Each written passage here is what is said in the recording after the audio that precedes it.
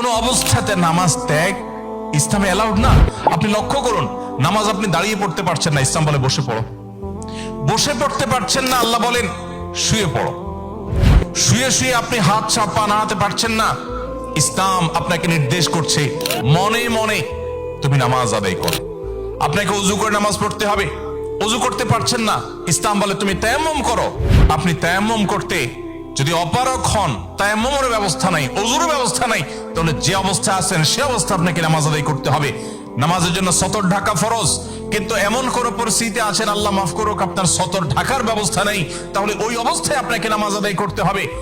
আপনি যদি এমন কোন পরিবেশে থাকেন যেখানে আপনার পবিত্র কাপড় থাকা নামাজের জন্য পূর্ব শর্ত, অথচ আপনার কাছে পবিত্র কোনো কাপড় নাই, তো ইসলাম ওই অবস্থা আপনাকে নামাজ পড়তে বলে। কেবলার দিকে ফিরে নামাজ পড়া ফরজ, কিন্তু কেবলা কোন দিকে আপনি জানেন না, জানার কোনো উপায় নাই, কাউকে জিজ্ঞেস করেও জানার ব্যবস্থা নাই, আপনার কম্পাসেরও সার্ভিস আপনার কাছে নাই, কোনোভাবে কেবলানের উপর আপনি করতে পারছেন না। এই রকম পরিস্থিতিতে অনুমান করে এই দিকে কেবলা হতে পারে ধারণা করে সেই দিকে ফিরে নামাজ পড়তে হবে, তারপর আপনাকে নামাজ আদায় করতে হবে। ভাইরা আমার, নামাজের গুরুত্ব এত বেশি বুঝেছেন সাহাবা ইকরাম যে যুদ্ধের মধ্যে, রণাঙ্গনের মধ্যে পর্যন্ত তীর এসে লেগেছে পায়ে, কিন্তু নামাজ ছাড়েননি। ওমর রাদিয়াল্লাহু তাআলা আনহু খলিফাতুল মুসলিমিন, তিনি বলেছেন লা হাজ্জা ফিল ইসলাম লিমান তারাকা সালাহ, যে ব্যক্তি নামাজ ছেড়ে দেয়, যে ব্যক্তি নামাজ পড়ে না, এর ইসলামে কোনো অংশ নাই, সে নিজেকে মুসলিম দাবি করবার কোনো অধিকার নাই। এজন্য ভাইরা আমার, আপনি অন্য অনেক কিছুতে ছাড় পাবেন, রোজা রাখতে পারছেন না, আল্লাহ রাব্বুল আলামিন কোরআনে কারিমে বলেছেন ওয়া আলাল্লাযীনা ইউতীকুনাহু ফিদিয়াতু তুআমু মিসকিন। কিছু মানুষ রমজানে এমন অবস্থা আছেন যে এখন রোজা রাখতে পারছেন না, তাদেরকে আল্লাহ বলেছেন ফামান কানা মিনকুম মারিদান আও আলা সাফারিন ফাইদ্দাতুম মিন আইয়ামিন উখার।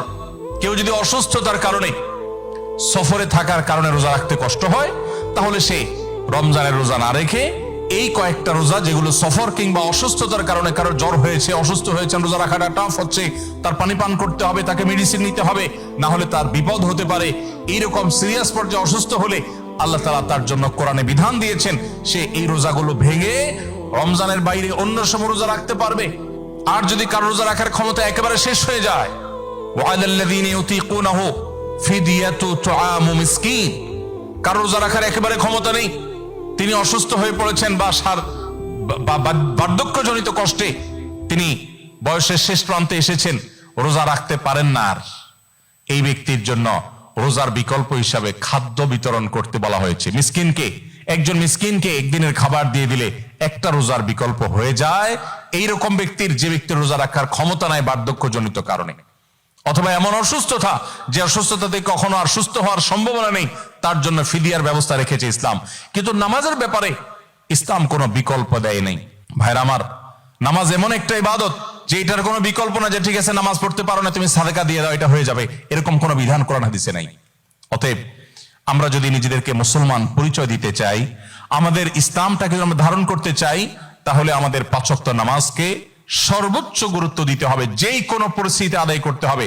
অনেক সময় হীনমন্যতা কাজ করে যে আমার এখানে কেউ মুসলমান না, আমি একা মুসলমান, একা নামাজ পড়লে সবাই তাকায় থাকবে, নামাজের কোনো আলাদা জায়গা নেই, তো তাকায় থাকবে। তাতে আমার যদি একটু হেজিটেশন হয়, আমি যদি একটু অস্বস্তিতে পড়ি, আমি যদি একটু লজ্জাস্কর পরিস্থিতিতে পড়ি, তারপরেও সেটাকে আমার মেনে নেওয়াটা আমার ইমানের দাবি। আমি জান্নাতটা আল্লাহর কাছে কোন মুখে চাইবো? অনন্তকালের সুখের ঠিকানা জান্নাত যে চাইবো, সেখানে তো আমাকে কিছু স্যাক্রিফাইস করতে হবে। এই স্যাক্রিফাইসের বিনিময় আল্লাহর কাছে আমি জান্নাত চাইতে পারি।